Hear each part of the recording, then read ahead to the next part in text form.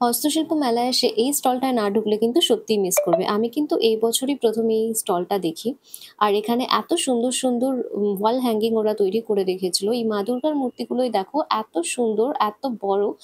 এবার একটা নতুন জিনিস শেয়ার করি। এই যে মূর্তিগুলো দেখছো এগুলো নাকি ওদের গ্রামে প্রায় প্রত্যেকের বাড়ির বাইরেই দুদিকে দুটো লাগানো থাকে খারাপ দৃষ্টি থেকে বাঁচার জন্য। এখানে অসংখ্য এরকম সুন্দর, সুন্দর ওয়াল হ্যাঙ্গিং ছিল যা সত্যিই প্রশংসনীয়। আর তার বাইরে ছিল এরকম কাঠের তৈরি বড়, বড় ফটো ফ্রেম। এগুলোর দাম কিন্তু প্রায় ৳৪৪,০০০ মতো ছিল। এরপর দেখে নিয়েছিলাম এরকম কাঠের ঘোড়া যেগুলি প্রত্যেক বছরই আমার নজর কাড়ে। আর তার সাথে এই বিভিন্ন ধরনের বাসনপত্রের উপর করা এরকম দারুণ সুন্দর আর্ট ওয়ার্ক। এর মধ্যে ছিল ট্রে, কাপ আরো অনেক কিছু। আর এদিকে দেখো এখানে কিন্তু শিল্পীরা অলরেডি তাদের স্টক রিফিল করতে শুরু করে দিয়েছে। আর এই কালো রঙের ট্রে গুলো ছিল ৳২৫০ থেকে স্টার্টিং। আমার কিন্তু আবার এই ট্রে গুলো বেশ লাগে। এরপর দেখে নিয়েছিলাম এরকম সুন্দর অ্যাশট্রে। দেখো সিম্পল একটা জিনিসকে হ্যান্ড ওয়ার্ক করে কত সুন্দর তৈরি করে দিয়েছে।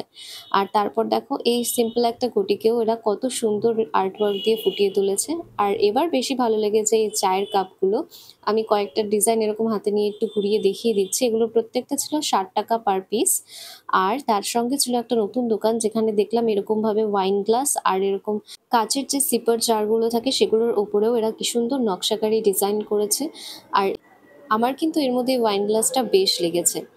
এরপর দেখে নিয়েছিলাম এই দারুণ সুন্দর একটা পটচিত্রের দোকান যেখানটায় ছিল এরকম বিভিন্ন ধরনের ইউনিক, ইউনিক পটচিত্র। আর এগুলো সামনে থেকে এক্সপেরিয়েন্স করতে তোমাদের অবশ্যই আসতে হবে নিউ টাউনের হস্তশিল্প মেলা গ্রাউন্ডে।